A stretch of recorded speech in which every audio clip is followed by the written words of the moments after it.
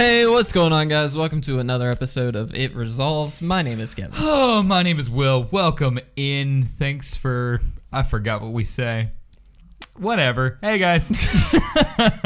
It's not important. Guys, welcome to the podcast. Today we are going to be talking about MagicFest Kyoto. Oh, I remembered. It's too late. Sorry. Yeah, it is a little too late. I'm glad that you remember now, though. Are we going to Kyoto? We're going to Kyoto. Land of the rising sun. Was that a little bit racist? I'm so sorry if it was. I hope you guys had a fantastic weekend. Obviously, it's already been a long week for us, but Woo, all right. Has it. So, can I just real quick? do it. I love that whenever I have got just some just weird crap to say, which is kind of in my wheelhouse. Oh, there's the lights. You just bully right through it. You just persevere. I do. Just head down. You don't care. No, it is what it is. Once we've done 127 episodes, you kind of just get used to it. We're more than that, aren't we? Is this we're at 127. 127. Wow, I felt like we did more. Felt like a lot of work at the time.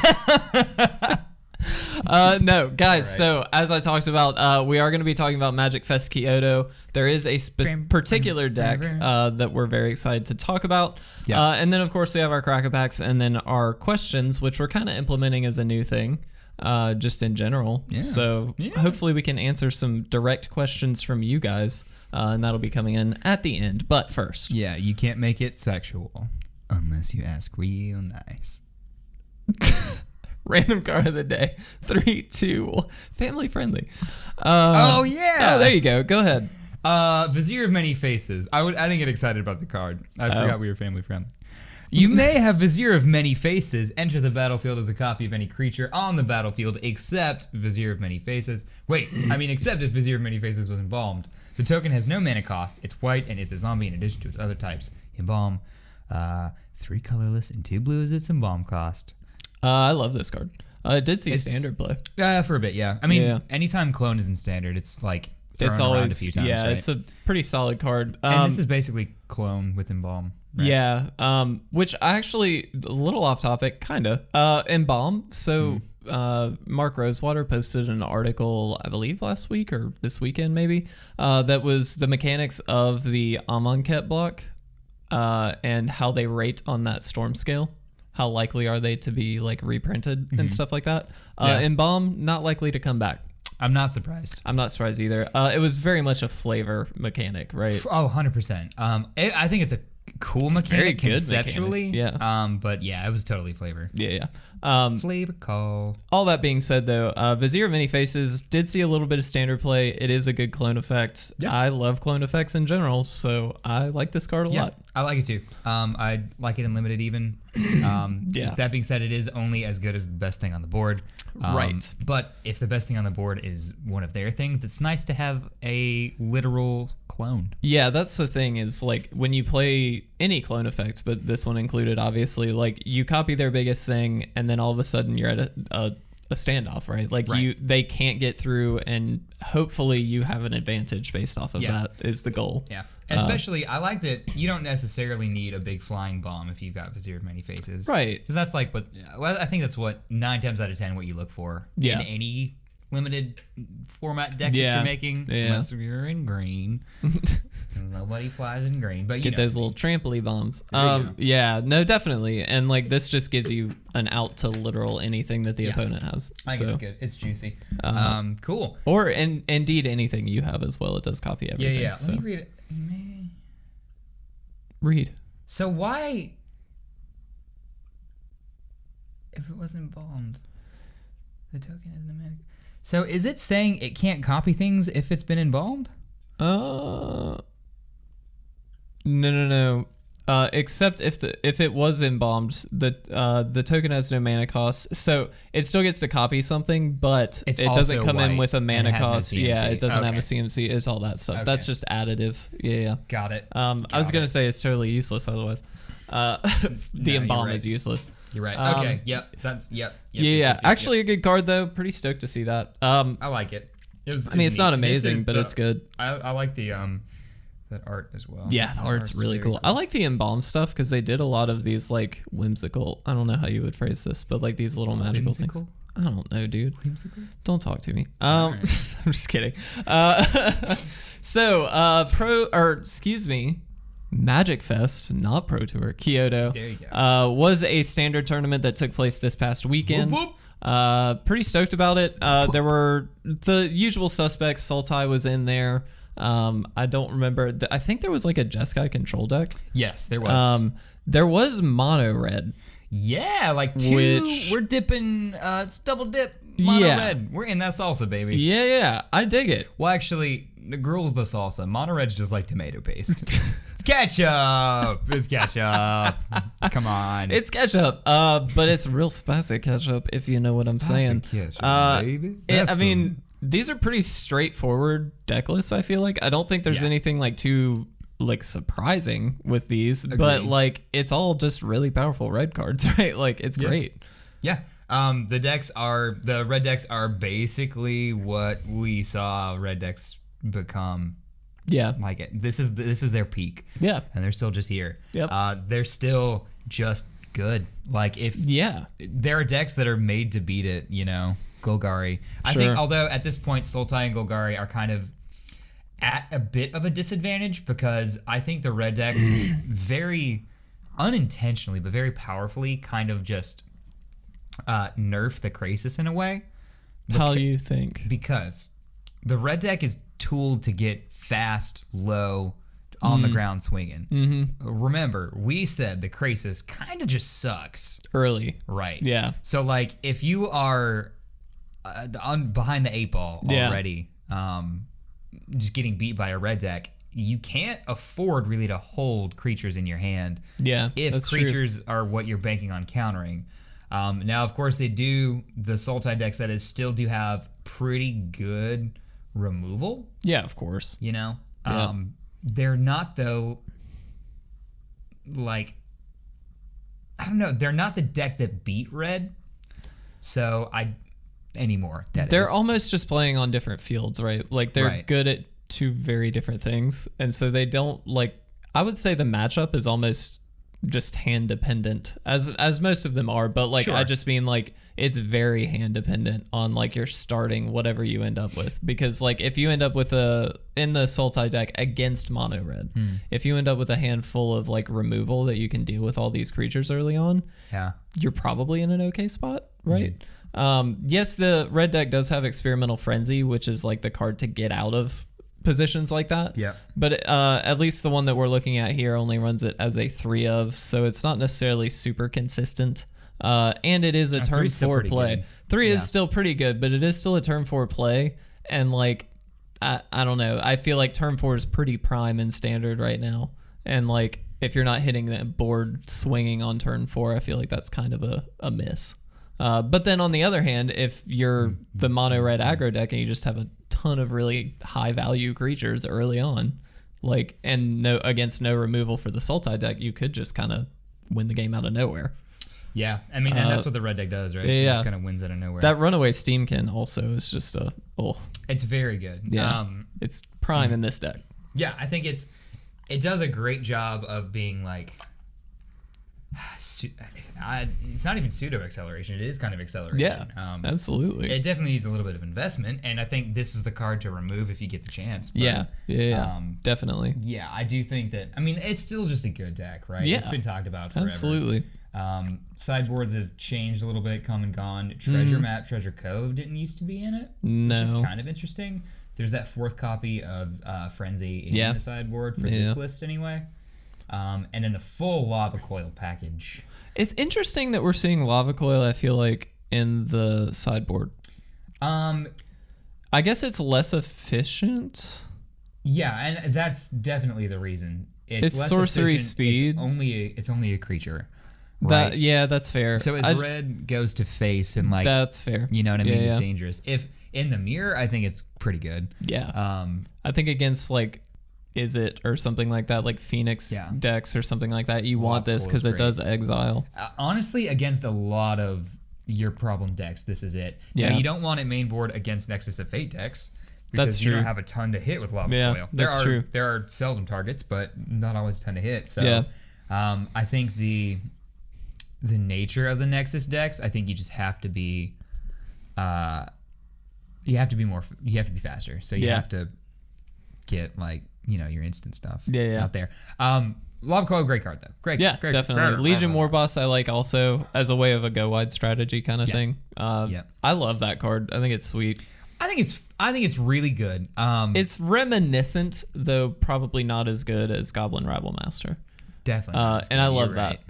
But it's like it's still a turn 3 goblin that does like the go wide thing really well. That's fair. And I love it. It's just fun. He's a cutie. Yeah.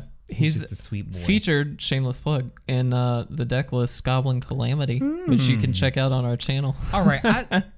Teruya Kakume, just thank you for being a boss and still running Risk Factor. Yes, Risk Factor. I love this card. I don't know why people stopped running it. It's so good. Awesome. It's so good. There's no downside to playing this card. Like, sure, it gets countered sometimes, but it jump starts. Yeah. You can jump start, and the thing about it is, hit the mic. The thing about it is like it's always said in Magic that it's really bad to give your opponent any choice. But when the choices are terrible either way, like it's fine. Just give them a choice. I think that'd be true in any other color but red.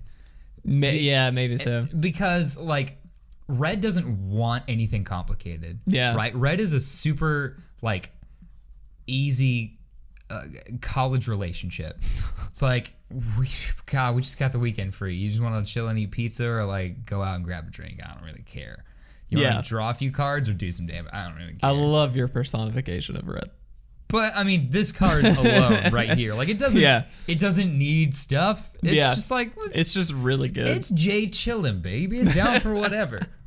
And if it resolves, I mean, that's but like there's no downside to casting this. No, it's a great card, and it's not. I mean, it's an efficient card. It's instant speed, 3 mana.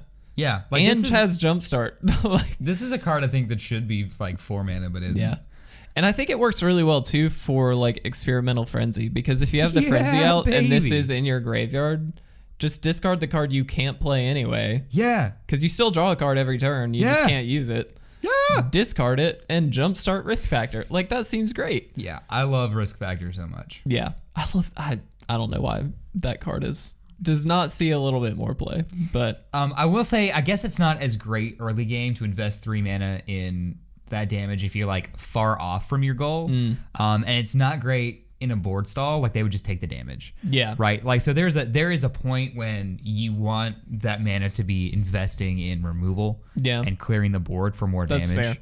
That's fair. So there are bad times. Not bad times. There are worse times to play Risk Factor.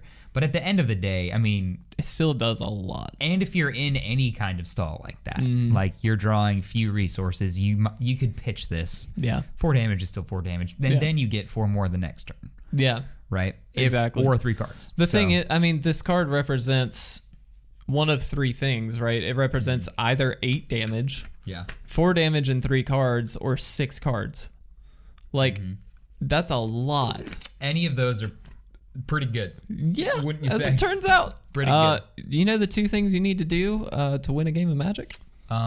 Is it have the firmest handshake? Yeah. One. That's one. Is it useless bug trivia? That helps. Yeah. That would be a good number 2. Good. Well, that's all I bring to the table in terms of Magic. Well, the prowess. 2 I was thinking of. They're different. They're different. Weird. Draw some cards and deal some damage, people. Sorry, you missed it. Okay, draw cards, deal damage. Do I need to turn I can't say her name. It's so distracting. Kevin, it says Stolen Balloon found at Balloon Festival. What? I can't say her name, but I have the echo spot. And if I say her name, she'll actually talk. Crap. I shouldn't have told her. I'm turning the volume down. Unlimited power. She just like throws up random facts on the screen and Will's getting real distracted. I don't think that's a fact. Stolen balloon found at Balloon Apparently Festival? Prince Charles makes his first Cuban visit. So that's exciting. Anyway. So many jokes. Okay, so...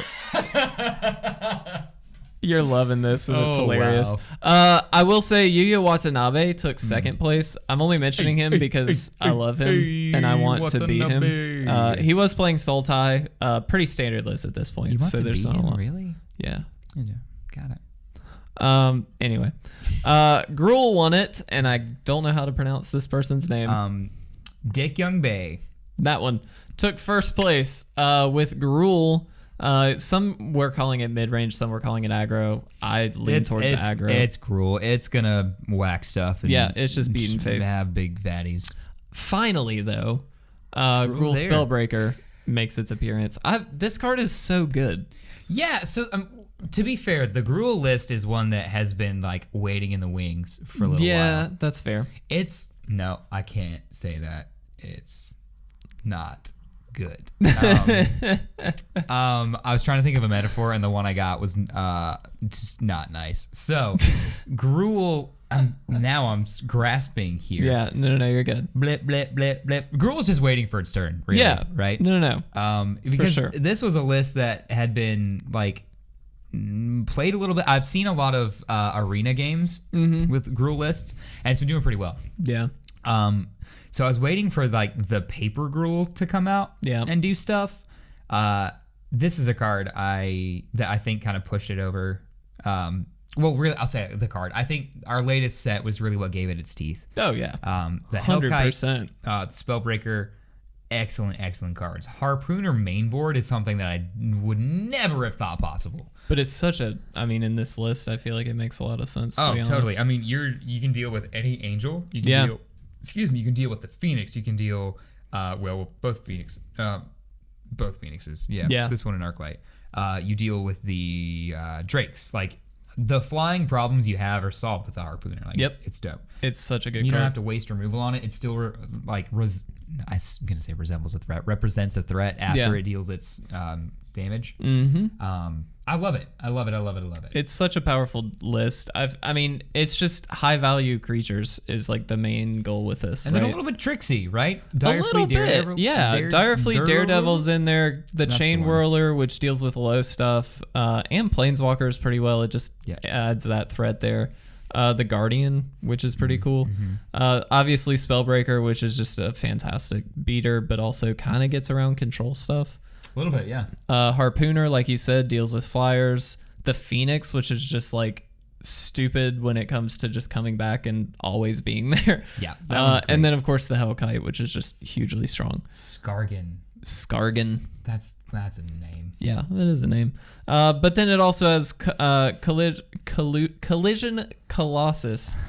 Holy crap, I can't speak. 2 Lava Coil mainboard, Lightning Strike, and then Shock. So it's got built-in burn and just some damage dealers to get rid of some creatures. Yeah, nice removal. Yeah, I mean, it's a good removal package. And then cards like Cindervines, just like, it's such a hate card, right? Like, Cindervines is great. It's so good. But it's just got so many pieces to deal. Like you were saying, we talked before this, it just deals with the meta really well. Yeah, I think it does. And after all its cards have dealt with the meta, like they're cards that alone obviously could win you the game. And against the right decks, they are back-breaking for other decks. But then it's got stuff like to finish it out, like the Hellkite. Yeah. So most of its deck is built to answer some portion of what the other deck is doing. And then you just try to land a big scary monster and, Dual Girl does. It's kind of just like, it's just like a classic deck. I don't know. I love it. It's just good my stuff. takeaway. It's just good stuff. The curve is really the big thing here. And again, we talked about that before this as well. But the curve, until Allegiance came out, it did not really have a good, solid, just curve not like out. the best, not to make it this powerful throughout the game. Exactly. It was pretty good in the beginning, suffered mid-game. Late game, it was pretty good. But now with things at 3 and 4 that are just hugely powerful. And I think they unintentionally, perhaps, but they tried, quote unquote, to fix it with Galta, where you can. There's a scenario where you play her mid game. Yeah. Really. You also had obviously that scary elf guy. You know what I'm talking about? No. The 5/4 for 3. 5/4. The ooky spooky elf. The Same set as Chain Whirler. Dominator. Oh, Steel Leaf. Thank you. I was going to say Silver Leaf. Yeah. That didn't seem right to me. I'm noticing that my charger is not charging as we're doing this. That's a bit of a problem. Anyway, please continue. Will. I'm going to talk. Yeah. Really slowly. Talk about this deck, Will. Okay. That's all I had. Deck's fun. The deck is good. The sideboard's kind of weird, I think. More Lava Coil makes sense, but there's also status and statue. Like it's invested a lot of its sideboard slots into more removal, which is like, I don't know, it's just curious to me. I would have expected maybe like the Lightning Mare, maybe. Yeah, I was kind of thinking I expected to see Lightning Mare and did not, so I was a little shocked by that as well. Yeah, as I think that early game, this can just get pretty behind against red deck. Although the Chain Whirler does help a lot. Chain Whirler just deals with stuff. It. Yeah. I mean, it's pretty. That's the thing. It's almost like it's not a toolbox deck by any means, because it's not like you can fetch out these things, but it just has the tools for most matchups. Yeah, that's you know what I'm saying? Like if you draw them naturally, like if you draw well against the right deck, you just. I mean, they can't do that much, right? Like, and that's my one, that's my one criticism, really, of this deck, and it's kind of been Gruul's issue always. It is reliant on the top deck. Right? Oh, yeah, but that's classic. I mean, like you said, that's just what Gruul does. Right. Like, that's totally fine. Right. It can't be good at everything. There was Jund. But no, you're absolutely right. This deck does suffer from the top deck. Yep. So if you draw 3 lands in a row, that's going to hurt. But, absolutely. I mean, there you go. Yeah. I guess I kind of would agree. Like looking at this list a little further, I kind of feel like it is more of a mid-range than an aggro deck. Yeah, I think so. I do think that there are versions of this deck that lean more towards a low curve, and you can definitely get more aggro with it. But like this version that won, I definitely feel like is more mid-range. So yeah, I do too. I love it though. Super, super sweet. Happy to see a new deck list on top. I know we've seen a lot of Sultai recently. Yeah, newish. But I'm really, really happy with it. It looks sweet. I kind of want to build it and play with it, to be honest. I think it does get to beat Sultai because all of its... I feel like its creatures are higher value. I don't know if that's fair to say, but I mean throughout, definitely. Yeah. Like Hydroid Krasis, like we said, bad in the early game, great in the late game. I'm thinking about... I should preface a little better. I'm thinking about overall on the curve. So like turn 2. Yeah. I think that this deck plays a better turn 2. Turn 3, definitely. I think. Spellbreaker, come on. Even Rekindling Phoenix, like turn 4. It's just a recursive threat. Yeah, it's super strong. So like, I mean, and that's obviously assuming they don't have a Llanowar Elves, because that does just help. You do get Hostage Taker, which is nice, but like I think that their creatures, Gruul's creatures that is, are just better with the one Hydroid exception. Yeah, like that is the best creature in Standard, but yeah, I think that goes without saying. Most part. And even then, though, you have to hold it a while to kill Hellkite. That is a good point. I mean, you're waiting 7 turns if they've got it out at their +1/+1. Yeah. And that's like the big downside to the Krasis, right? Is that like early game, it's kind of a dead card. Right. I mean, it can. Next to dead. Yeah. It can gain you a life, draw you a card. Cool. If you want it out early. I mean, or it can not. But then it's not even worth having out by that point, right? Like, not in most cases. Because it'll be you like, just need a body, maybe. Yeah, but like, yeah, no, I'm with you. I'm with you. It seems bad. Yeah, I'm with you. But I mean, still, and obviously a good card. It did post. I mean, Sultai was how many decks in 2 this? out of the top 8? 1, I think. Or might have been 3 actually. 2. Yeah, it was 3. Yeah. So 3 Sultai, 2 mono red, Jeskai control, and then 2 Gruul-less. But yeah, I mean, really sweet stuff. It does look too like the other Gruul list is a little bit more like beat face focused. Yeah. It does have Llanowar Elves in, which is interesting, but it does also have Galta. Yep. Some just big stompy dinos. Regisaur Alpha is in here as well, which is pretty awesome. Yeah. Thrashing Brontodon is interesting for some tech. I love it. I like it too. I think that's a really good include. It deals with Conclave Tribunal on any of your things, which I like. It deals with Experimental Frenzy. Yeah. I think it's an awesome card. It should be. I didn't look at the sideboard too good. Yeah. I want to say it's in that other one too. It might be. See. Nope, I'm wrong. Okay, well, it should be. I also like that this list, interesting, kind of bold move to put Rhythm of the Wild as a main deck. Did they? Yeah. Oh, yeah, 2 of. Wow. Yeah. No, I mean, I get it because Riot is always going to be good. So, like, It's fine to throw main deck, but it's really a big hate card. And to have that main deck just puts you at such a good game one against some of these control decks. Oh, dude. Like, I love that. That's a solid play. Like, I think Rhythm is great. Rhythm's so I think sweet. it's one of the strongest cards in Standard in, like, the right scenarios. It kind of just shuts stuff down, right? Like, it's not only a shutdown hate card, but it's also a win more card because of Riot. Yeah. So, like, it's... I like that. That's cool move. If you land that, you feel really good, right? Yeah. Right? 100% yes. Stuff can't be countered. Against the right deck. Sure. But I think just in general, you still feel pretty good. But I think... Riot, yeah, because you have Riot. But I do think against, like, an aggro deck, it's not the turn 3 that you want. No, but even if it's your only turn 3, I'm not like super upset about it. Yeah, I mean, I guess it's just because it's not a creature. It's like you can't. I know. You know what I mean? But by turn 3 in Standard, I haven't lost yet. I'm making my other creatures that I will cast hopefully better. That's true. You know, I don't know. I feel pretty good. I obviously would rather have like a Spellbreaker. Yeah, 100%. But still a powerful card. Although Really love an aggro this deck. I like that 2 different styles of the Gruul deck came up as well. I think that's interesting. It's still a deck that's like finding its best version. Sure. And I don't know that given all the cards we have that there is necessarily a best version. I think there's a more consistent one out there. Sure. And this honestly might be it, but the value represented in the other deck I think is just far superior. Just crazy.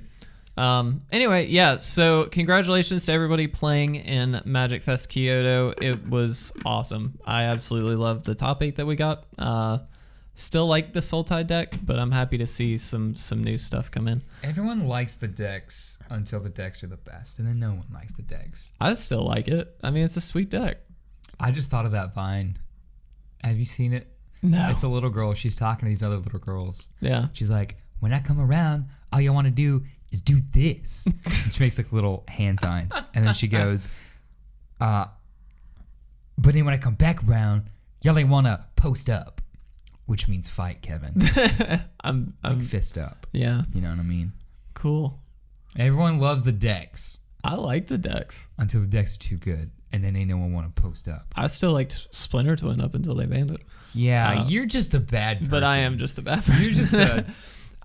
So funny enough, this is not related to anything, but a friend of ours, basically a friend, I don't want to mention her name because not that her name's Leah, but like not that matters to anybody. But anyway, do you remember her? Yes. Okay. So a friend of hers, they were Snapchatting. Yeah. And he apparently plays Magic. Oh, and dope. She was like, oh, I'm hanging out with my friend Kevin, who also plays Magic and has like a podcast and stuff. And he, of course, did the thing that every Magic player does, which is like, I bet I could beat him. And like that whole thing. Oh, man. It was cute. I don't know any Magic player that does that. I've gotten that a lot. Really? Yeah. That's sad. But I was like, well, ask him what format and like what deck he plays. Yeah. And he came back with Commander. No surprise. Everybody plays Commander. Of course. And he said Kess Doomsday. And I was like, oh, a man after my own heart. Wow. I was like, I played that deck and pissed my friend off with it. Yep. You hated that deck. Yeah, I found a deck that's worse than it, though. What deck is it? It's a Stacks deck. Oh, Stacks are, yeah. Smoke Stacks, baby. It's got a consistent turn 4 win in Commander. Does that sound mean? It is. Check plus. Anyway, yes. So let's go ahead and do some Cracker Packs. Oh, yeah. I think well, that was a bad segue, but pick which one you'd like. I want Pretty Ghost Lady. These are sponsored by Grand Slam Comics and Collectibles. Feel free to check out like their link in the description. Your friendly neighborhood card shop over there, y'all. Exactly. That's some good people. And we are looking for Shocklands to see who gets the most. I didn't get it, but I did get, funny enough, Skargan Hellkite. There you go. Which and is a snap pick, is it Yeah, I'm not even looking at the rest of the pack, really. So that's definitely the pick. There's no way it's not. Yeah. That card's so good.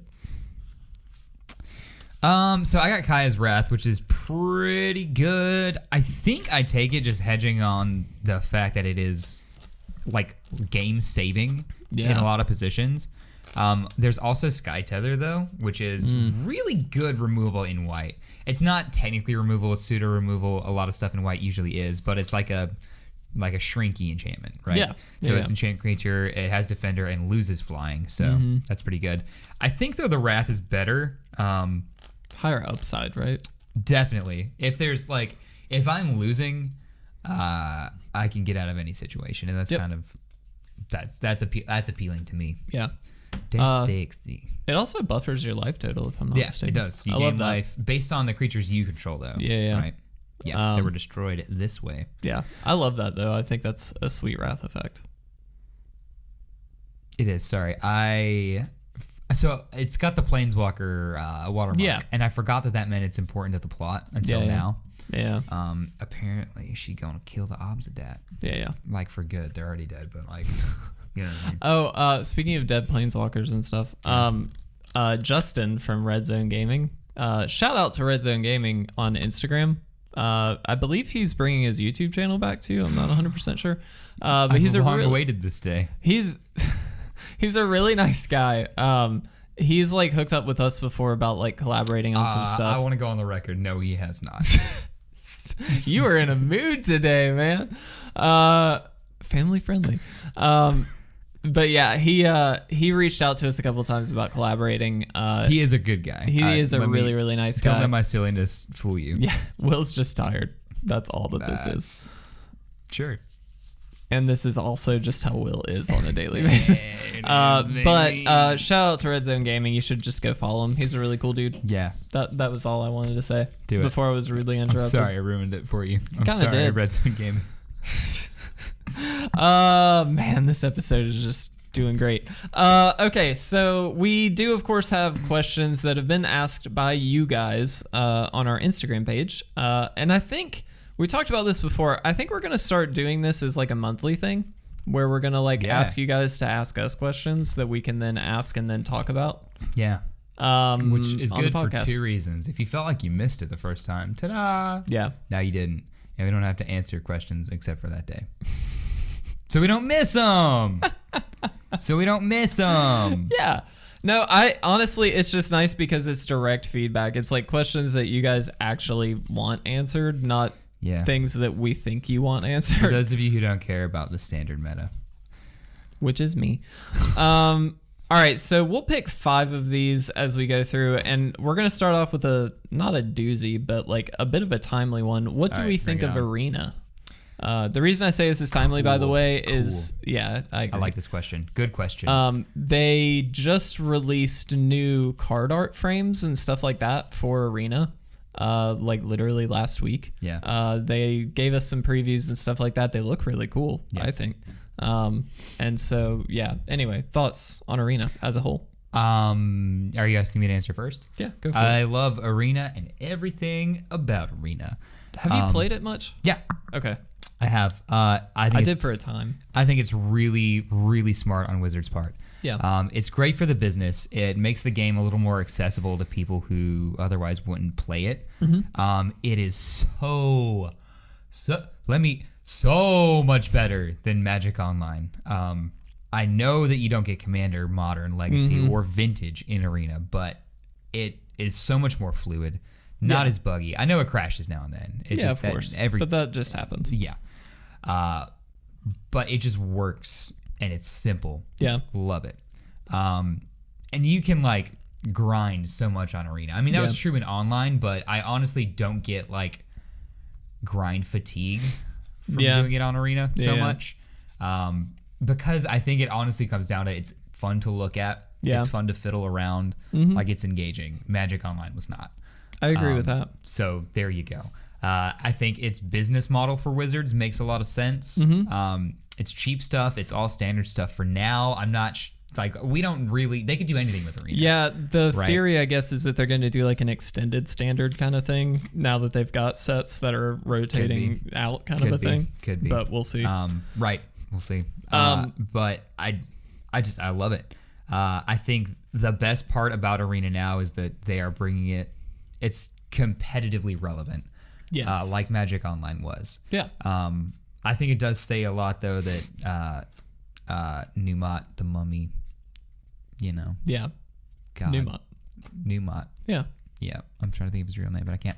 Kenji. Yep, Kenji. Thank you. Yep. I think players like him playing Arena more, playing it competitively more, just adds to its validity. I love Arena. I think it's great for multiple reasons, most of which, I mean, I agree with everything you have said. I played it for a short time. Yeah.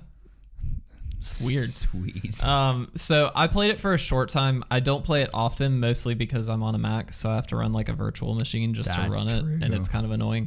That's my biggest complaint with Wizards across the board. Yeah, they've Get your crap together. I don't know why this is so difficult to multi-platform something. It's not that hard. I'm a developer. I know it's not that hard. Anyway, soapbox off. But I do like it as a product. I was a little skeptical at first because I thought it was just going to be another Duel of the Planeswalker or whatever it was. Oh, like the console version thing? It was like the console version of the game that just wasn't well supported and it wasn't really good. Yeah. I think it did totally forego the crappy intro to Magic stuff. Yeah. Like here, blue plays these 6-mana vanilla creatures. Yeah. That's real fun. Done in it. No, blue's never played one of those. No. Except for Benthic Giant. Yeah. Anyway. But yeah, I do think that it serves its purpose super, super well. It's fun for pretty much anybody on the spectrum for playing the game. And what I mean by that is anybody don't me. What I mean by that is I couldn't help but laugh. New players versus super competitive players versus anybody in between. That's what I'm talking about. Because it is just it's fun just to go on there and grind out some games, or it's fun as a competitive testing thing to just test out some new standard decks. That's the best. The key thing I do think is I don't know if you can you play full on matches on Arena, or is it just games of one? 4 events, but most of the time it's games of one. Okay. Because that's my only kind of thing. They could support both sides of that a little bit more if you're trying to cater to more competitive stuff. But yeah, I don't know. I think it's a really good product. I haven't used it in a little while, to be honest. It's fun. It's good stuff. It does look a lot like Hearthstone. Well, yeah, but Hearthstone's I don't really successful. Care. Yeah, it doesn't bother me. It did it first, to be honest. Yeah, I think I harped on that too, that it was just another Hearthstone. But I think the Wizards supporting it has really, really made me invested in it. They have supported this super, super well. Yeah, I will say. They're putting prize money into arena events. They're doing a lot of good stuff for it. So that's above and beyond anything that. Long-term things that I would like to see for Arena is the old school formats. I don't know how they would do that. That would be super complicated on Arena, I think. But I would really enjoy seeing older formats. I mean, it's as complicated as they make it, honestly. Well, Do they just open the marketplace and say, here's every single ever you want? I mean, that's their call, I guess. But it would just be fun to be able to phase out MTGO almost for Arena. Please. But make sure that we can do all of the things on that we can do on MTGO in Arena. I think that would be the biggest thing. I think you give the people that have invested money in Arena virtual vouchers, tickets, coin, whatever the currency is. Do something like that, and then say even if it's not equivocal, even if it's half, say, here you go. Yeah. Thanks for your time there, but this is better, I promise. Us as Magic players are just whiny little babies. Oh yeah. Most of the time, playing about one thing that need to take their medicine. Arena is our medicine. Yeah. Stop playing MTG. Yeah. Okay, so next one, we'll go with a simple one. Favorite card. You go first. I'm thirsty. My favorite card ever is Elish Norn. I love Elish Norn. I have a playmat that I'm looking at right now. That is Elish Norn. Yeah. It's also the background of every single Crack-A-Back that I do. Yep. It's not even. I mean, Elish Norn's a powerful card. Sure. I mean, for sure. but it's really not like the best. It's just a solid card, and I just really like the art. It's just sweet. So that's I don't have a better reason than that. That's fine. Yeah. My favorite card is Kevin. I want you to guess it. We've talked about it so many times. I just want to see if you remember. Oh God, I don't remember. Wow, for real? Oh, I should have said my joke favorite card was Electricity, but no, I can't. I can't remember. Man, I feel bad. A little hurtful. I'm sorry. It is Vampire Nighthawk. Oh, God. Value Town, USA. Yeah, it is a good If card. there's a format, well, that's not true. If Vampire Nighthawk's in Standard ever, I have played it. Yeah. As you should. I mean, it's a really good card. So good. Yeah. Flying, guys. All right. Lifelink. I'm on board. Flyer lifelink. Death Touch. All right. You're telling me it's got 3 toughness? Because I don't care about what the power is if it's got Death Touch. Yeah, it doesn't matter. It kills things. Yeah. And gains you life while it does it. By the way, it's 2 power. Oh my god. For only 3 mana. For 3 mana? 2 black and 1 of any color. All aboard to Value Town. Yeah, it's a Hype really train sweet for card. Nighthawk. I do remember now because at one point, like, I got all of my Nighthawks together. Yeah, I and was you like, sent hey, me look. a picture. Yeah. They were simpler times. Yeah. Back in the day. Okay. Most unique deck that we've ever played. And I'm gonna put the caveat on this that it has to be format legal for something. Format legal for something. Manaless Dredge for sure. Oh yeah, Manaless Dredge is pretty sweet. Weird deck. Yeah. Weird deck. Yeah. But it just works. I'm gonna say Jeskai Ascendancy combo. Yeah. That deck is really freaking strange. bizarre. I like it. I mean, it's a fun deck to play. I don't think it's as bad as something like a KCI deck when it comes to playing against it. No, because it fizzles, I think, a lot more frequently Yeah, than KCI. 100%. Because For sure. like it's pretty easy to fizzle with that deck. Yeah, but it for kind of LSV actually just did a video on Ascendancy combo with Arclight Phoenix, which is kind of sweet. And it did work. I think he posted pretty good results. But I mean, it fits into the kind of theme of the deck, and it's just added value, so why not? But I do really like that deck. It's just the way it interacts is so strange. Because like the way the timing works, that you have to unearth Fate Stitcher and then just keep tapping, untapping. Somehow you gain a lot of mana, and then all of a sudden it's just weird. It did get a lot worse when Probe got banned. So Yep, that's true. that was kind of a hit. That's true. But Manamorphose being in still makes it somewhat viable.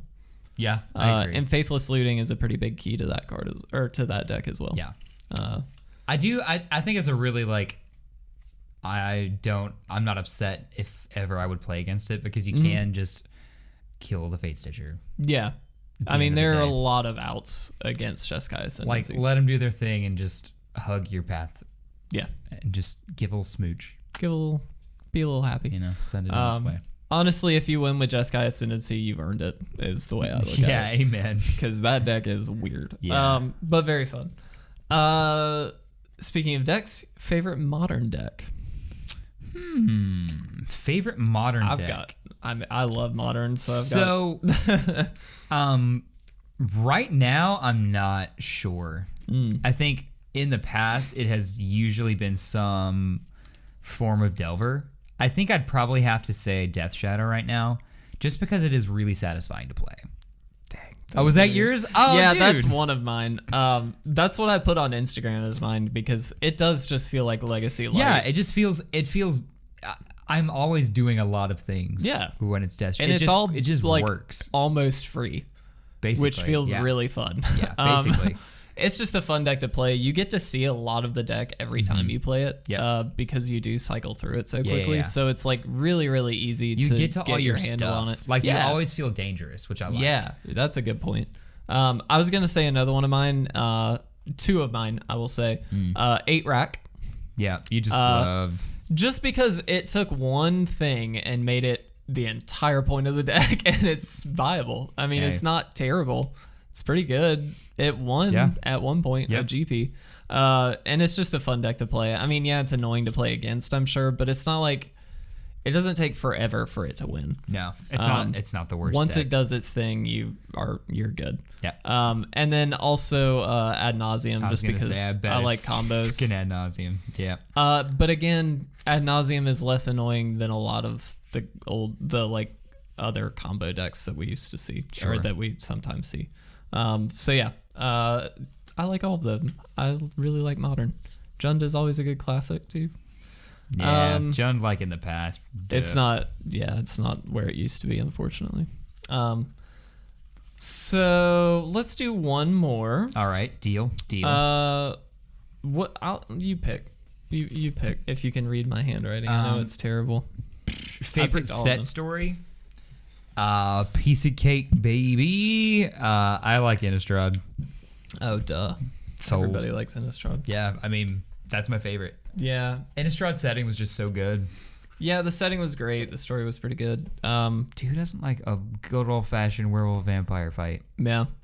I mean, it is really solid. I think for story, I would agree. I think just in general, I really like Ravnica. Kaladesh also wasn't like upsetting. It wasn't disappointing. No, to me. That's true. Yeah. Kaladesh seemed interesting enough. Like if ever, my litmus test, I guess, if I see an article around the time the set comes out that it's it's Wizards. Yeah. Here's the character story, and they always suck. But if I'm like, I could read that. Yeah. And it's at least okay. Yeah, the writing. Okay, look. For you, enjoyers of lore out there, the storytelling in Wizards or in Magic is not like amazing. But it used to be really solid. It used to be. So I went back. Yeah, I actually went back and started reading some of the novels a while back. Yeah. And I need to pick it back up. But I did start with like the Brothers' War and all that stuff. And I was reading initially where like Mishra and Urza are like just like tinkerers and they find the Thran and like all this stuff. And it's like it was pretty compelling, I will say. Yeah. Like it was interesting to read. Yes. And so I would argue that like those are like multiple sets. Those span multiple sets. Also, if you hear a dog, it's because there's a dog. We're not sorry if you don't like dogs. Yeah, I don't really care. If you're more of a cat person, cool. I'm more of a not you person. All right, where'd you read that? Was it Facebook or some lady's shirt? No, honestly, no. Cats are cool. Anyway, yeah, the like old school books were much more interesting, I thought. Yeah. But yeah. Yeah. That's it. Do we want to answer any more, or are we like done? Bruh, let's go ahead. All right, we'll rapid fire the last ones because there's only like 5 more. Go ahead. When did we start playing? 7th edition, whenever the heck that came out. Same. Thorn Elemental was like the first rare I pulled, and I was like, this is so cool. I got the computer game, the like starter Yep. pack thing. That game was life. I never. It was played the that, same game over and over again. It was just like a tutorial thing. Cons or Theros? Cons for me. Theros sucked, but I really liked the theme. The theme of Theros theoretically was good. I'm gonna say Theros just because I did like the flavor. I liked a lot. The flavor was better in Theros, but as a whole, I liked Cons more. And it has my favorite Planeswalker in it, so. Who's your favorite? Ashiok? Yeah. Ashiok is really sweet. Nightmare Weaver, I feel that. Cons block had like Ugin though. That spirit dragon though. Ugin can't do nothing if he got exiled from your deck, can he? Ugin ain't coming down and Chon if he ain't in your deck, is he? Do we trade on any of our pages? No. I don't know why. I don't really trade very often, and so if I want a card, I usually just pick it up. Which leads into how do we get so many cards? We pick it up. I pick it up. I just buy a lot of cards. Find them and yep, I'll take that. Yeah. There's no secret to getting a lot of cards. You just buy a lot of cards. TCG player's pretty cool. TCG player's good. Card Sphere's pretty cool, though they're not a sponsor anymore. No matter what. A little salty. No, actually, Card Sphere really is a good resource. I will they are 100% still back that. But I will say too, it's no secret that having a YouTube channel helps a little bit when it comes to motivating you to buy cards. Sure. And also with sponsorships, things like that, sometimes it makes it a little bit easier to get your hands on some stuff. Yeah, but, that's fair. Other than that, there is no secret. We just buy them. Yep. Last thing, favorite commander is the last question for now. I'll go ahead and say Kess. Freaking butt munch. It's just exactly what I wanted. I love Kess. Why? Because it's just 4K. dirty combo stuff that you get to do, and it gives every spell so much extra value. It's just so fun. She's What do you mean, though. Yeah. Black-white commander? Oh. Olero. No, I forgot his name. Is that what you're talking about? What are you talking about? Athreos. Athreos. This dude. Really? The freaking Dark Apostle deck is so dope. I don't know the deck. Yeah. I don't play much commander. Yeah, guys. you do, baby. It runs like 27 Dark Apostles. Yeah. Oh. Okay, never mind. Yeah, I do know. Yeah, Demon Toolbox, essentially. Yeah. Bruh. Honestly, just because of that deck. But Yidris is pretty sweet. I will say, like, Yidris is fun. Cascade for Days is really good. I've only known one person ever to make like a Yidris wheel, but he just put in as many wheel effects as he could. Yeah. And just screwed the game up for everybody, which is so funny. Who is the like Grixis wheel? The commander that like deals damage when you draw too many cards and stuff. You know who I'm talking about, I right? do. He's that skeleton lich. It's Grixis. Looking little boy. If I'm not mistaken. I do love that deck because it is just full of wheel effects. You just like make everybody draw stuff. Yeah, I forget, dude. 3-color, yeah. I love EDA Trek. There we go. Nekuzar. That's right. Nekuzar. Yeah. Nekuzar's fun. Dude, words are hard, man. Kess, Dissident Mage. She can stay dissident. That's I don't my want her girl. anywhere near me. That's my girl. That's not what dissident means, and I know that, but I thought it was humorous, so you can appreciate it, or you can stop typing that mean comment. Thank you. Thank you. I appreciate that you think someone's still listening at this point. All right, guys. I was talking to my mom. I appreciate that you still think your mom's listening at this point. Wrecked. Ooh. All right, guys. So that takes us through these questions. We will do another. We'll post again in April, and we'll probably post it everywhere, not just on Instagram, just on the off chance anybody else has something. But if no one's listening at this point, I can say the F word. Anyway, I think that's going to wrap up this episode. I hope you guys have a fantastic rest of your week. Yeah. But yeah, we're going to get out of here. My name's Kevin. My name's Will. This has been It Resolves. Function.